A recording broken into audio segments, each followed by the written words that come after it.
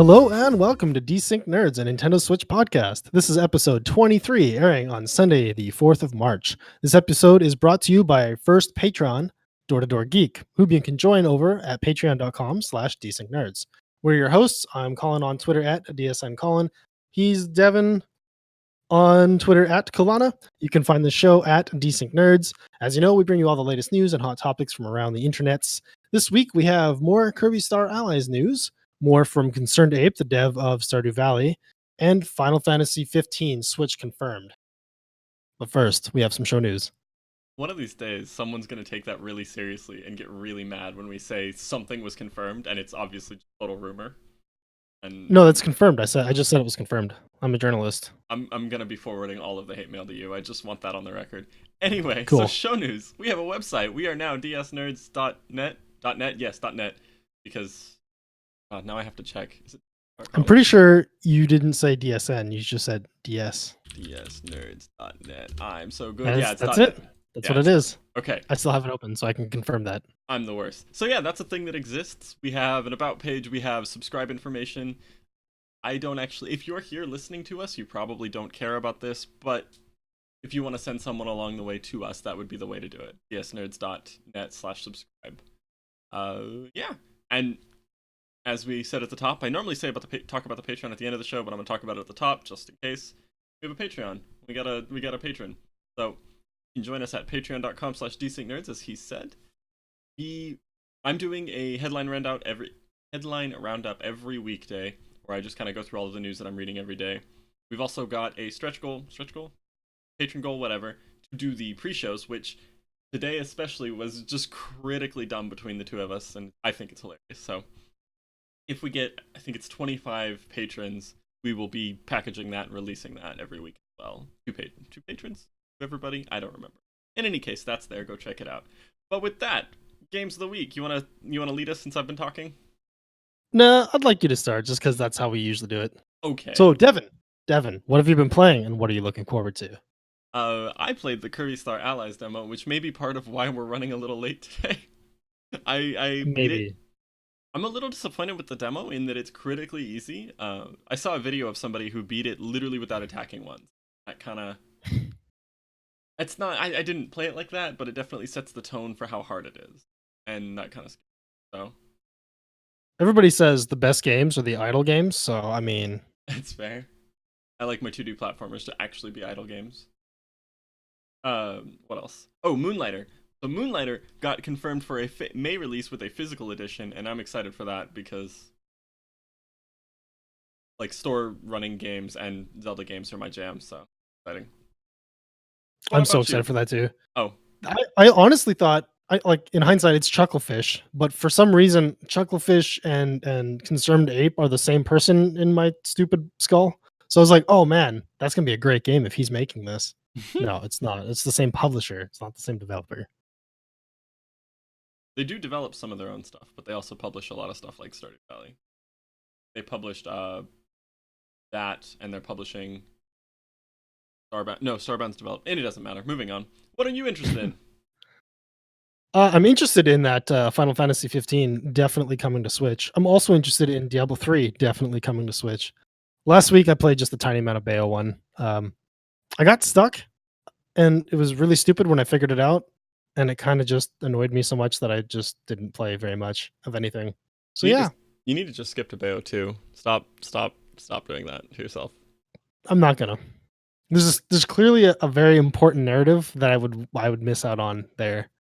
I actually heard, I was listening to the What's Good Game podcast, and they were talking about how there's actually some kind of narrative bridge between the two of them that's kind of important. Like, one of the hosts was talking about how her boyfriend was watching, and he was just so confused because there's actually narrative there. So, I don't know. Maybe it is important. Yeah, I just told you it was, so that should be all you lots need. Of things. I don't ever listen to you. Come on. Oh, right. That's probably a good call. Anyway. On to the news. First thing on the docket, Super Mario Odyssey was designed for the Switch specifically. That's big news. Yeah, I don't understand this. With my, just ongoing incredulousness at some of the things that Nintendo says, so they stated that they tailor-made the game for the Switch's hardware, but I don't I don't see anything on that game that couldn't be done on a mouse and keyboard, even. Like, the closest thing to that is motion controls, which I turned off immediately because the motion controls were awful. They were just finicky and they didn't really understand what was going on. You know, you do the thing to throw your cap forward and you actually throw it up into the air, and it's just like, that's motion controls, that's how this works. So, yeah, I don't understand the statement, but it was a thing that Nintendo said, and, you know, we like Nintendo here. Or something. Anyway, moving on. Nintendo is shutting down Street Pass Relay system in Japan. Yeah, sad. I really thought that with all of the talk about it being mobile, it being super ubiquitous, like, that this would be kind of a thing that they would move over eventually. And this is kind of the final death knell for it, and that makes me really sad. How do you feel? Do you care, Colin? Well, I'm currently organizing a funeral for my Street Pass streams. That's how I currently feel. You know, I'm just gonna sit around and play Splatoon for the next Splatfest in the coming weekend. That's probably what I'm gonna end up doing. I hate you so because you just steal my show notes. I didn't. I have no idea what you're talking about. So yeah, Thoughts? That's the thing. I think that you should jump off a bridge. Speaking of Splatoon, I mean, if I'm gonna steal your thing, you get to steal my thing. But now you have to go because I'm not gonna read this part. Oh, okay. Yeah, so as mentioned, there's a new Splatfest this weekend, and we are answering the age-old question of which came first, the chicken or the egg, which one of us had very, very strong feelings about. I mean, at least one of us, at least 50% of us, went to college once. So it's pretty obvious the egg came before the chicken. I don't actually even remember if that's what you were saying earlier, and now I think it would be really funny if you were contradicting yourself. That's 100%. I have an associate's degree in biology. I think I would know. Okay. I will accede to your clearly superior. Anyway, my clearly superior community college degree that says we're moving on. So that's the thing. I will probably participate in it as I did the last one because I mean, I really like Splatoon and I need more excuses to play Splatoon, and this will be after a big deadline, so I will hopefully have some free time. And you should join me. There is also a patch released just recently for what game are we talking about? Splatoon 2. That's the one. It was mostly bug fixes and adjustments, but there was one very important thing. The difficulty of Salmon Run is now based on the title and rank of all of the players in that particular game. I don't know why this wasn't a thing. Like, I guess they probably didn't think it was that hard. Yeah, it's not that hard until you get a, 6-year-old that just stares at the wall and shoots that one spot in the wall for the entire thing, which I'm all for. Kids can play online games too. That's totally fine. But when we're playing at max difficulty with a kid shooting the wall, that's just a little frustrating. So, yeah, that's a thing. You joining me? I mean, if you were good enough, you could carry me and stop calling me a kid. Also, I'm painting. The point of the game is the paint, Devon. You're like, I just wanted a smiley face. Whatever, moving on. Kirby Star Allies demo. Hey, you talked a bit about it. Tell us some more about it. Yeah, the rumors were right. It came out on Sunday, as they said. There was no direct, which was very sad. One of the other podcasts I listened to, The Gamers In, I'm just going to shout out podcasts this episode, they were talking about how every time anything happens in Nintendo World, the whole Reddit goes crazy and says this is a direct confirmed. And it wasn't wrong, okay? Wait. Did Nintendo turn a nightlight on and off? We'll get to that. We'll get to that. And that makes me angry for other reasons. But another Kirby Star Allies news, there is a pre-order bonus in the UK, and it is an awesome enamel pin set, and I'm so jealous. I want it so bad. I don't really want to pre-order this game, but if I got that, I would absolutely do it because I'm a sucker for kitschy stuff like that. Did you try the demo yet? No, not yet. You were kind of I really haven't had much time for video games lately. Well, I mean, that's only been out for seriously 4 or 5 hours. Oh, okay. Well, then definitely no. I've been busy working on show notes with you this whole time. Yes. Working. Air quotes. Anyway. Yes. So yeah, that's Kirby Star Allies. All right. In Chucklefish news, they're making a Harry Potter style video game, but not like the mobile game that's coming out. Yeah, there's a little bit of like oversaturation all of a sudden. There's a mobile game coming out which we're not going to talk about in depth, but it's literally Harry Potter licensed. And then there's this Chucklefish game which we are going to talk about in depth because there's like 2 or 3 developers, publishers that we really will always cover. I think Square Enix is one and Chucklefish is the other now for me. Maybe Bethesda. And it doesn't matter if it's not Switch related or not confirmed to be Switch related. We're going to talk about it because those are big names. Oh, yeah. And I hate getting hyped about games, but oh my gosh, this is so exciting to me. So the idea is you're a student at a magical school, definitely not Hogwarts, and you just kind of, you have friends, you have rivals, you go to classes, you know, play games and stuff. It's that whole kind of like school experience that you see in the movies. And I can't say how excited I am for that. They talked about how the combat is kind of like Zelda top-down inspired. So they think the 2D Zeldas from back in the day. They talked about relationships will be a big portion of the game. And a direct quote here, we're expecting players to be a little shocked for the first time that they get dumped in the game.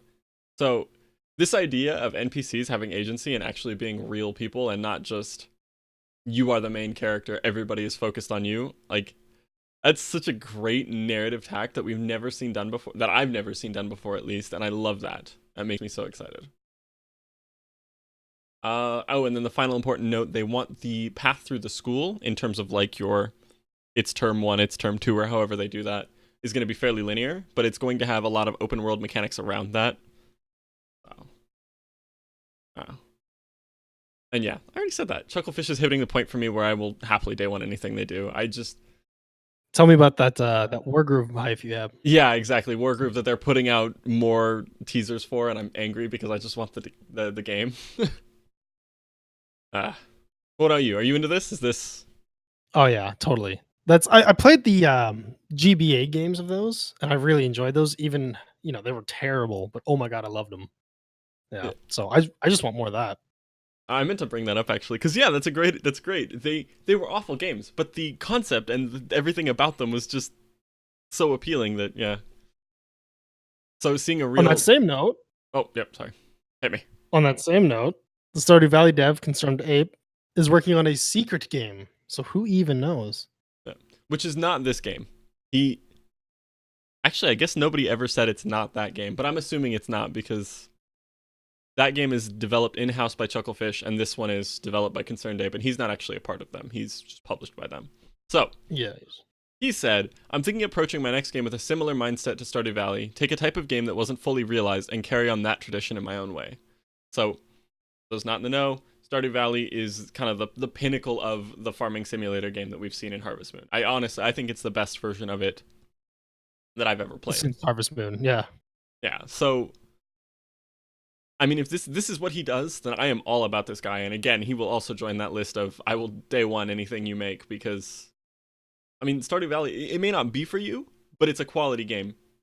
There are people that can say, yeah, I didn't enjoy that, but no one can say it's a bad game. So, and if you do say that, fight me. I'll go to bat for Stardew Valley. And even if you do, I mean, realize it was one dude in his basement. One very rich dude in his basement. Now 2 dudes, but I mean, he worked on it for like 12 hours a day for like 2 years straight. I don't think he stopped. Like the last I heard, he was still doing that. Yeah. Yeah. I have mad respect for that work ethic. No kidding. Anyway, moving along. I'm totally going to say this right the first time. Shin Megami Tensei. Close enough. Tensei. Dev wants fight me. The dev wants to make the 5th entry all new for the Nintendo Switch. So it's been a pretty traditional JRPG series. I think there was one with rather than being over the shoulder as you crawl through dungeons, it was like a first-person Etrian Odyssey if you've ever played that. And that was like the big change that they made to this series. So the fact that they're looking at this with kind of we want to bring in new mechanics is exciting because I mean it's a JRPG. JRPGs are JRPGs. They're functionally like you could play a JRPG now and it's very close to the same game that it was 20 years ago when Final Fantasy 1 came out.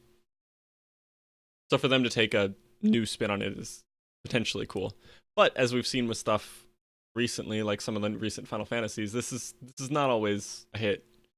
They can blow this a lot sometimes. So We'll see. Again, I'm staying away from JRPGs because I just don't have enough time to play an 80-hour epic again. Unless, I get a week off from work and just hide it a Christmas vacation. I'll fight you. Uh, So if JRPG isn't your thing, is a survival horror game your thing? wait, hold on. Sorry, there's one more thing. Their box quote for that was my bad.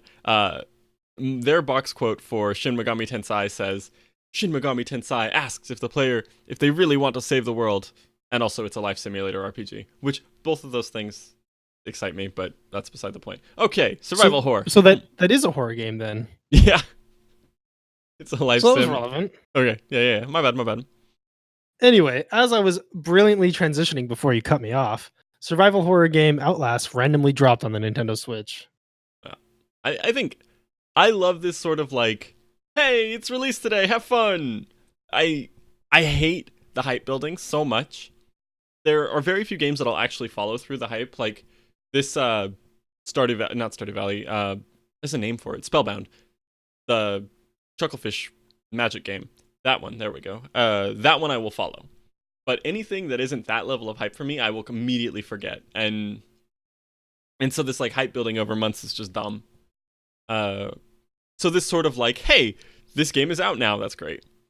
3 months ago they mentioned that they were working on it, but they've said almost nothing since. And I don't care about this game at all. I don't play survival horror, it's just not for me.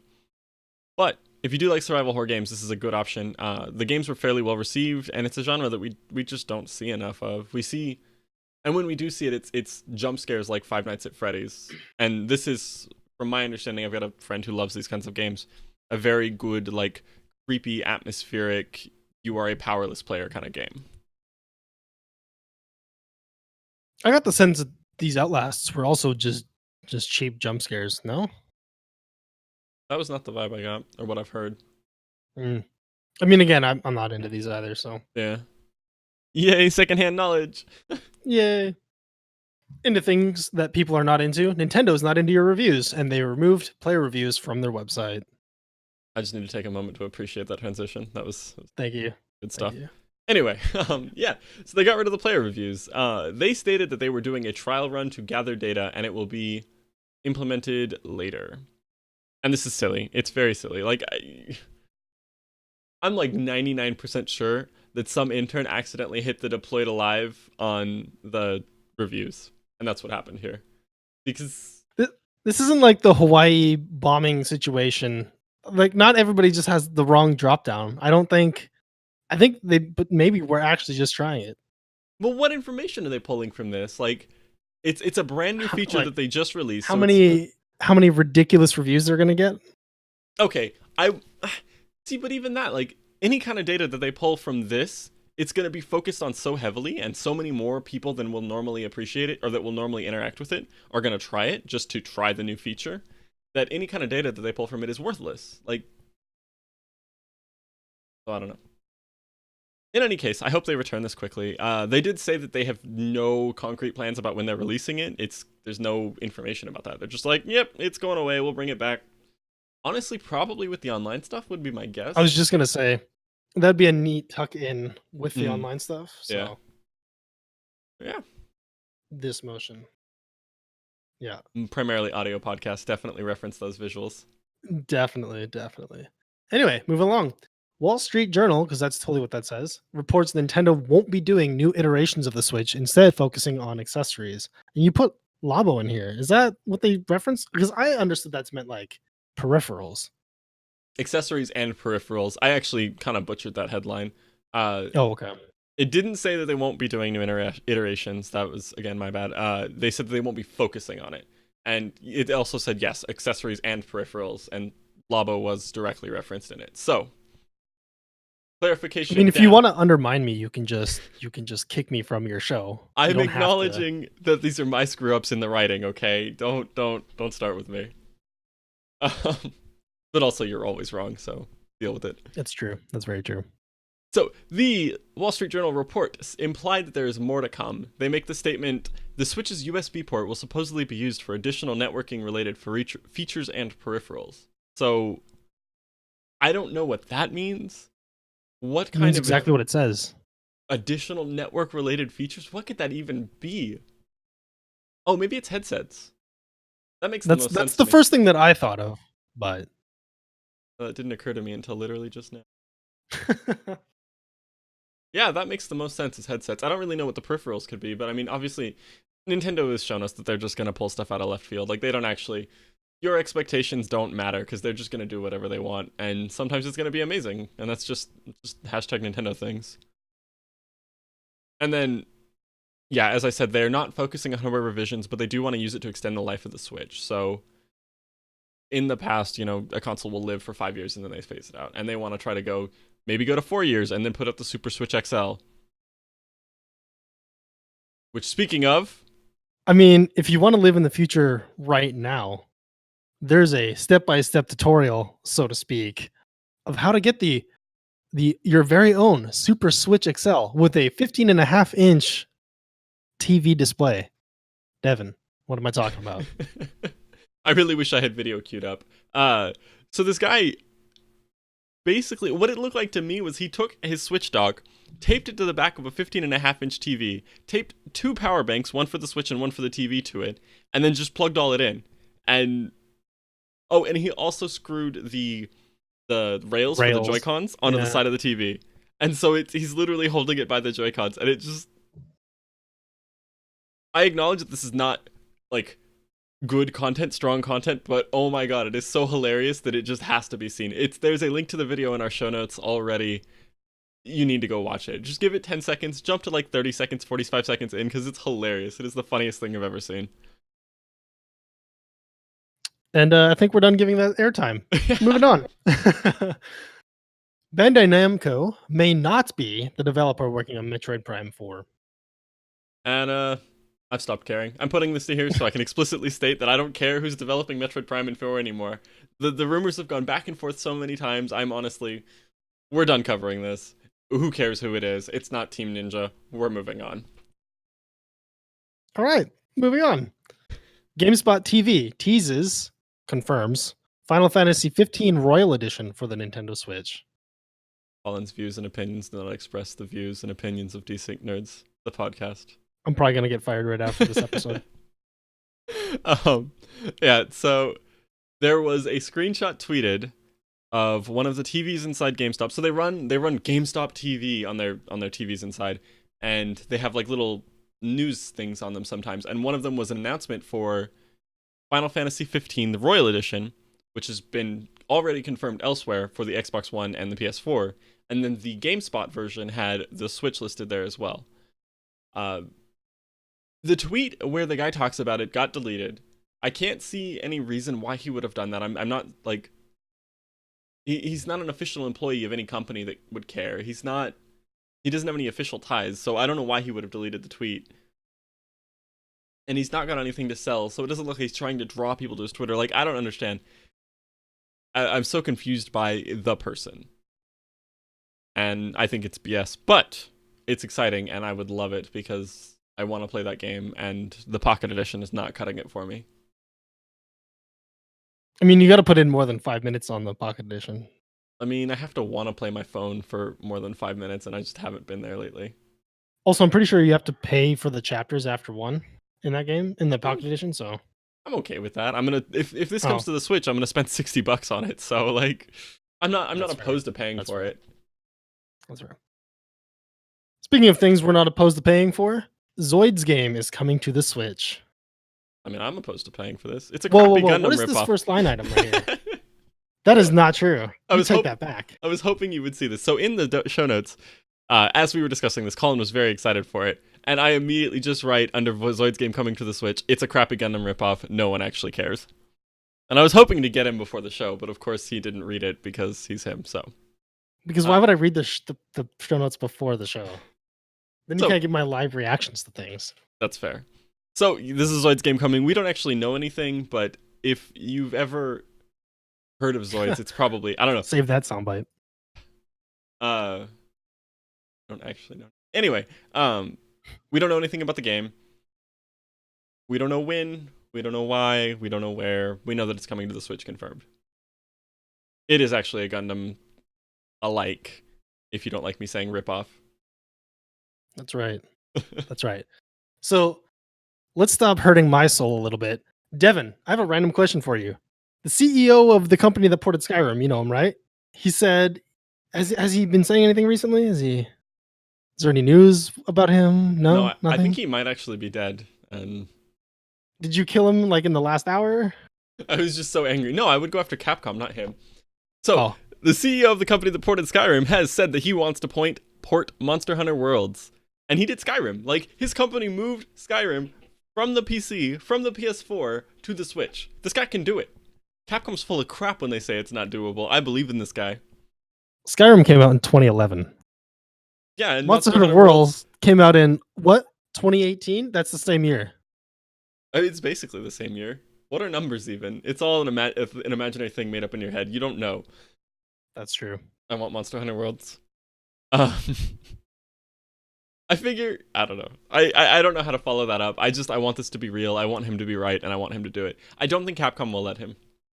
Capcom strikes me as, one, very protective over their IP and over their games, and two, kind of, they've got that Japanese, we know best, we know what we're doing, we're not going to take outside help, outside opinions, outside advice.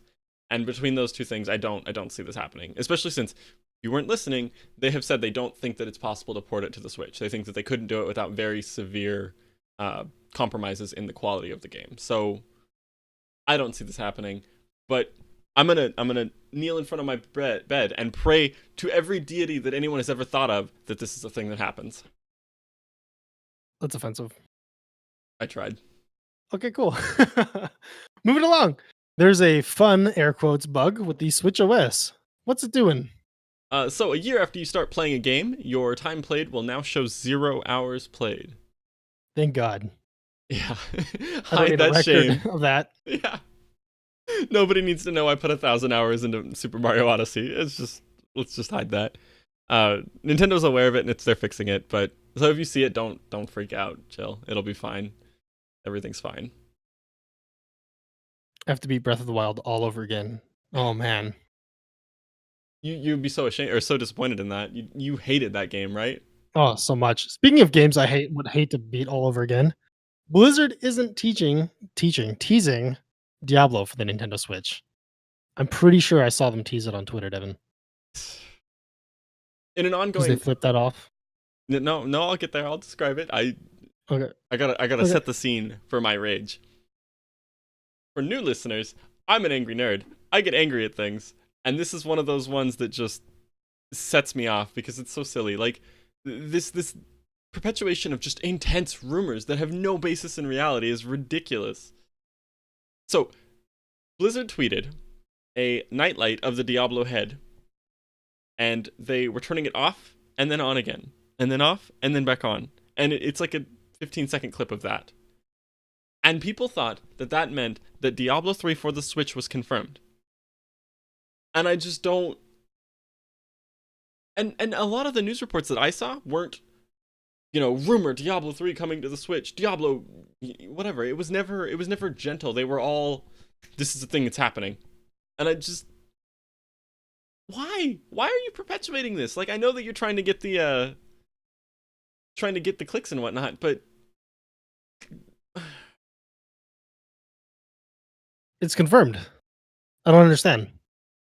angry. I hate people. So like I was confused when this hit the show notes because I thought they put something recently about Hearthstone not coming in, but then they made some comment about like, but we could put other IPs. I thought people were excited for Diablo at that news. I'm pretty sure you're misremembering that, because the person who said that was a Hearthstone person, not someone who would know anything about other games. Like, he was like a Hearthstone producer. Interesting. I don't know. I meant to research that when that conversation first happened, and I didn't because I got sidetracked, but...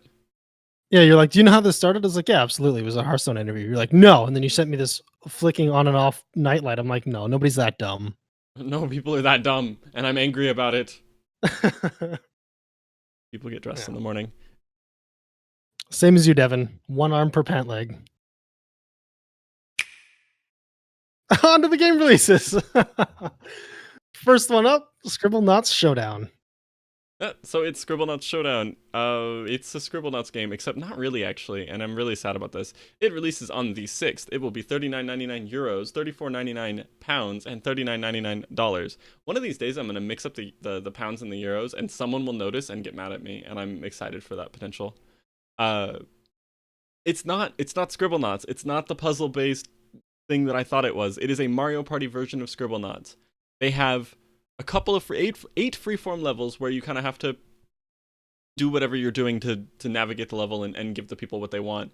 But it's not that 2D platforming puzzle game where you have to, get the fireman to get out of your way, and you do that by putting a fire hydrant in a house and light the house on fire. Like, it's not Scribblenauts. It's a crappy Mario Party knockoff, and I'm angry, and I want to be wrong. It is called Showdown. Yeah, no, they're definitely leaning into the multiplayer aspect of it. They're trying to make that the focus. But it needs to just be random crappy Mario Party knockoff, not Scribblenauts Showdown. That's all I'm saying. And I hope I'm wrong. Maximum. The salt is totally maximum. I'm super angry about this. And I want to be wrong, and I hope that I'm wrong, and I will be watching it. Don't get me wrong, but I just have such low hopes. All right, moving on. After that scathing indictment, Earthlock is the next game up. So this is more for you than for me. I'm not too into this. It releases on the March 8th. It is going to be $29.99. They had no other prices listed, and it is a JRPG inspired by classic 3D RPGs of the late 90s. It is a port. Wow, that typo. A port of a game from literally every other system ever. I think it's also on the TV on your smart refrigerator if you have one of those. And Metacritic not super hot. It got a 66% on Metacritic, a 6 out of 10 on Steam, and it just didn't seem to do that well. And I want to have a larger conversation about, Metacritics in this range and whether or not that should really be something that turns you off, but that's not for right now. What did you think of this? Did you put any real research into it, or did you just see the Switch Planet video? Switch Planet video. Okay. And I'm scared after Lost Fair. Yeah, that's fair. Soulless JRPGs is kind of a giant bummer, especially at $30. So money's never been a problem. I'm personally much more willing. I think you are too. To like random that game we played. I think it was 2 weeks ago. Oh, we never talked about that. I'm sad. What was it? The Radiation Island one. You remember that? Oh yeah. So we're both much more likely to just impulse buy a $2.99 game versus. Oh, absolutely. Also, don't correct me. It is $29.90. Is it? Well, you said 99, so. Oh, did I? Oh, it's $29.90, which is its own weird random thing. Yeah. Anyway, I just assumed. Yeah. Anyway, a game you are excited for: the Trail Frontier Challenge. Yeah, I don't really know how to express myself about this game. It releases on March 8th. It is 11.99 euros, 14.99. I do this in a different order every time. Why do I do that? And I did mix it up there. 11.99 pounds, $14.99 dollars, and 14.99 euros. I'm not really sure what's happening in this game. It has a lot of weird systems going on. It originally looked like a town builder, but then it was made clear that it is not a town builder. It is actually closer to Oregon Trail. But it also does have building creation, and I don't really quite know how that works. It's just a weird game. If you're familiar with Peter Molyneux, it's from him, and if you know who that is, then that will lead to a number of different emotions depending on who you are. He's done some weird stuff. He's done some really good stuff. He did the Cube game, if that helps. You remember the Cube game? Cube World? No, not Cube World. He does weird stuff. But he also does good stuff. He was the big creative director behind the Fable games, which were amazing. So I'm buying this. I'm 100% buying this. I have a alert for my phone for March, what did I say, 6th? 8th? So I'm buying this game, and I will talk about it at some point, but I don't know. I don't really know what to say. Okay, moving on. Next one up, Fear Effect Sedna. So that releases on March 6th. It is 17.95 euros, $17.99 dollars, and 14.39 pounds. It is a team-based, as in you have 4 different dudes and you control them to solve puzzles correctly. Thank you, Kat, for shaking my mic. It is super stylized. It's got a futuristic setting, and it looks really cool. I'm intrigued. I probably won't play it. You seem kind of into it, though. I also seem intrigued. And for $18, yeah, I might try it. See, price is a conversation to be had. So it's again isometric. Oh, I didn't say that actually. It's an isometric game, so you review it from like 3/4 view vertically. Everybody's got different guns, so it's a gun game. They shoot at people, and then you also have like, this is the hacker, and he breaks into computers and stuff. This is actually a fresh game. It is not a port of other games, so I don't actually have too much info about it. Which, again, as we'll talk about, you know what? We're just gonna. I'm killing me. Across the camera. Actually being awful right now, and normally she's much cooler when I'm recording. Anyway, we have a question of the time period. Our question of this time period is: do we want to switch to looking at games in retrospect rather than looking forward? Because as we just experienced with Fear FX Edna, I don't actually know anything about that game. I have no real gameplay to go off of. So we're kind of basically, I'm looking for someone to tell me no, don't do this, and give me a good reason why. Otherwise, at the end of this time period, probably halfway through March, we're going to switch. If you want to have your voice heard, you can do that at bit.ly/ I'm scrolling for it. DSN Poll 21, all lowercase. And yeah, let us know what you think. You could also come talk to us at the Discord if you want to do that. And let's just transition into the outro because I have nothing else unless you do. If you want to contact the show, you can email us at desyncednerds@gmail.com. If you prefer Twitter, you can tweet at the show. Cat is killing me. You can tweet at the show at DesyncedNerds or at either of us individually. I'm at Kulana, Kulanah, and he's at DSN Colin. If you want to support the show, we're on Patreon, as I said at the top of the show, at patreon.com/desyncednerds. If you want to support the show, but you can't do so monetarily, you can rate and review us on iTunes or Stitcher. If you want to see us live, we stream on Sundays at a time based upon whenever we get together and get done with show notes. Kind of variable at this point.